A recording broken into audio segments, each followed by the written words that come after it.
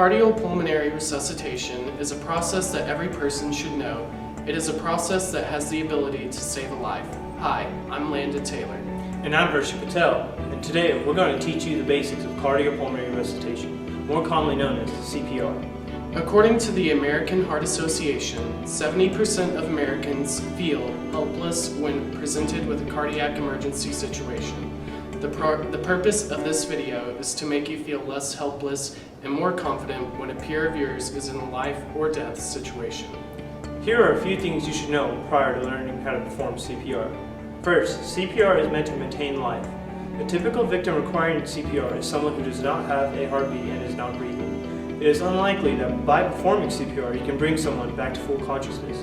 CPR is meant to manually keep the victim's heart pumping and oxygen in their lungs, so to delay tissue death and avoid permanent brain damage until the paramedics arrive. According to the American Heart Association, effective CPR immediately after sudden cardiac arrest can double or triple a victim's chance of survival. Hey guys, my name is Rob Reaver, and I'm going to lead you through the steps of CPR, while Hershey here is going to demonstrate CPR. For CPR, you do not need any materials, but in a real-life situation, it is highly recommended you have an automated external defibrillator, or an AED, on site, as well as an oxygen tank and a non-rebreather mask. Safety concerns you should know regarding CPR include the chances of injury to both the victim and the first responder, taking into account the victim's age, body size, and the environment around the situation. Now we're going to demonstrate CPR for you. Like I said, I'm going to be talking through CPR.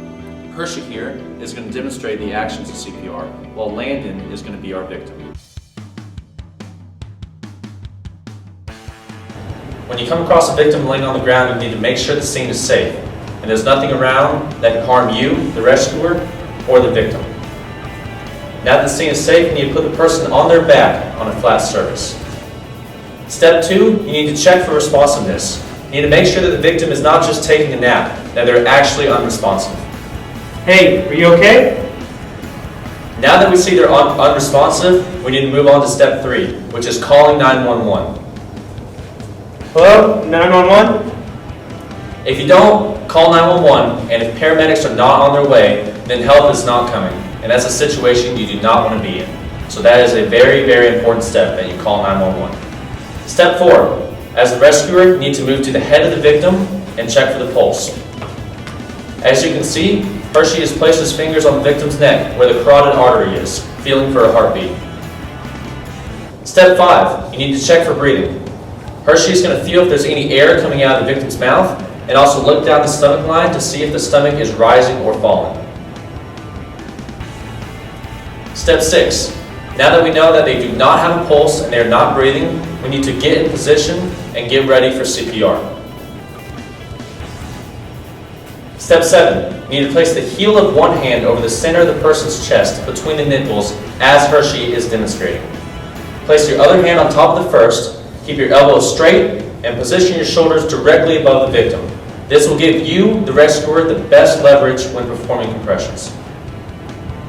Step 8, when performing compressions, use your upper body weight, not just your arms, as you push straight down on the chest, at least 2 inches, but not greater than 2.4 inches.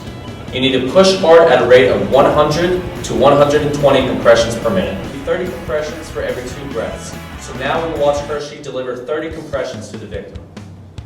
1, 2, 3, 4, 5, 6, 7. Another thing to remember is CPR is actually quite a long process. It takes a lot of patience and is very tiring. 17, 18, 19, 20, 21, 22, 23, 24, 25, 26, 27, 28, 29, 30. Now that he's delivered 30 compressions, we need to move on to step 9, which is moving to the head, delivering 2 breaths. This is important because the compressions get the heart pumping and the blood flowing throughout the body. But if there's no oxygen in the blood, then it's pointless. Giving breaths to the victim puts oxygen into their body and helps their body be able to function.